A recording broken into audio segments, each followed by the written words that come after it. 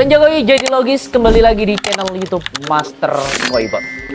Teman-teman, coba kalian perhatikan kolam yang airnya bening banget, sedap dipandang mata. Tapi pertanyaannya, apakah air yang bening itu dijamin sehat buat koi kita? Jawabannya belum tentu. Banyak banget pemula yang tertipu sama air yang bening. Air kelihatannya bersih, tapi ikannya pada lemas, penyendiri, atau bahkan mati satu persatu tanpa sebab yang jelas. Nah, kalau ini yang terjadi, biasanya ada Mana ikan belum sampai? Sabar dong, yang penting nyampe. Nyampe sih, tapi mati. Ikan mati dalam perjalanan, nggak bisa refund. Segera bayar ya, Pak. Dulu habis bayar, seller langsung hilang. Nanti aja deh. Oh, sekarang! Jika Bapak tak segera bayar, saya laporkan sebagai pelaku bid and run. Pak, jangan, Pak. Mau transaksi tapi sudah dini hari? Rekpen di Master Koibot lebih aman dan terpercaya. Transaksi kapanpun gak perlu panik. Berapapun nominal transaksinya, biaya flat 15.000 dengan berbagai metode pembayaran dan bisa refund.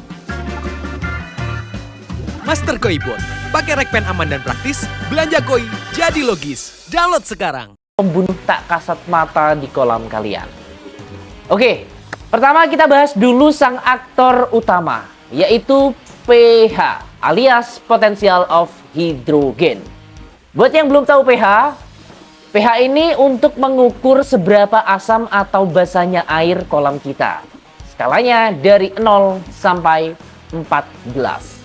Koi itu ikan yang lumayan toleran, tapi idealnya mereka sangat nyaman di pH 7.0 sampai 8.0. Ingat, koi lebih suka air yang sedikit basah, bukan asam.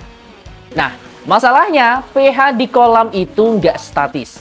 Dia bisa naik turun. Apa yang bikin pH anjlok? Yang paling sering adalah air hujan. Hujan yang turun dari langit, apalagi di daerah perkotaan, sifatnya sangat asam. Satu hujan deras masuk ke dalam kolam tanpa pelindung, pH kolam kalian bisa drop drastis dalam hitungan jam. Selain hujan, kotoran ikan yang menumpuk dan proses penguraian di filter juga diam-diam menyumbang keasaman di air. Terus, apa efeknya kalau pH tiba-tiba crash? Ini adalah bencana. Bayangin, kalian tiba-tiba disuruh bernapas di ruangan berasap. Ikan bakal stres berat. Lendir tubuhnya bakal keluar berlebihan sampai air jadi berbusa. Ikan yang akan sering melompat ke permukaan, berenang gak karuan, siripnya merah karena iritasi, atau mengalami silent stress di dasar kolam. Kalau dibiarkan, ginjal ikan bakal rusak, imun tubuh bakal hancur. Terus, kalau ikan terlanjur stres karena pH drop atau kualitas air memburuk, kita harus ngapain? Nah, ini adalah pertanyaan yang paling sering kita dapatkan. Disinilah keajaiban datang, yaitu garam ikan. Ingat, ini garam ikan ya, garam krosok atau garam tambak. Bukan garam dapur yang ada yodiumnya. Yodium itu racun buat insang ikan. Oke? Kenapa garam ini sakti banget? Saya jelasin secara ilmiah tapi bahasanya gampang banget. Di dalam tubuh koi ada yang namanya proses osmoregulasi. Tubuh ikan itu secara alami lebih asin daripada air tawar di sekitarnya. Jadi, ikan harus kerja keras setiap detik buat memompa air yang masuk ke dalam tubuhnya untuk keluar lagi. Biar dia nggak meledak karena kelebihan air. Nah, pas air kolam lagi buruk, pH anjlok atau ikan lagi sakit, mereka habis energinya. Mereka lemas dan nggak sanggup lagi memompa air keluar dari tubuhnya. Dengan menambahkan garam ke dalam kolam, kita menaikkan kadar keasinan air kolam. Efeknya, perbedaan tekanan antara tubuh ikan dan air kolam jadi berkurang. Ikan jadi nggak perlu kerja keras lagi buat bernapas dan memompa air. Stres mereka langsung turun drastis dan energinya bisa dipakai untuk proses penyembuhan tubuhnya sendiri. Selain itu, teman-teman, garam ini juga mengembalikan selaput lendir ikan yang rusak dan membunuh parasit serta bakteri jahat yang menempel di kulitnya. Tapi awas, jangan bentang-bentang garam itu bagus, kalian main cemplung asal-asalan sekilo 2 kilo. Ada SOP dan dosisnya. Untuk pencegahan ringan, pemulihan setelah hujan lebat atau karantina ikan baru, dosis amannya adalah 0,1% saja. Artinya, 1 kg garam untuk setiap 1000 liter air atau 1 ton air. Kalau ikannya sudah menunjukkan tanda-tanda luka, jamuran, atau berenang oleng, kalian bisa naikkan dosisnya menjadi 0,3% atau 3 kilo per 1000 liter.